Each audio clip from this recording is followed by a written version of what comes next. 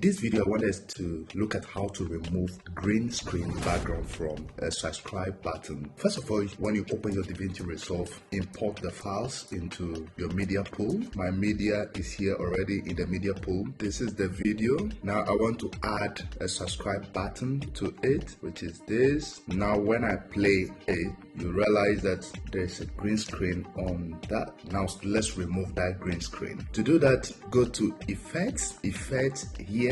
Now in Effects, you want to look for OpenFS, this one here. In OpenFS, look for 3D keyer. You can search for it here. When you get a 3D keyer, drag it and place it on where you want to remove the green screen. When you place it on it, select it, comes to this area where we have the square. Click on this button here, look for Open FX overlay. So when you click on that, it should have FX in a circle. Now when you do that, comes to your right top corner and click on Effects. And when you click on Effects, we have 3 brushes here. You want to select the first one. When you select the first one, then come to this area, do as if you are trying to drag it.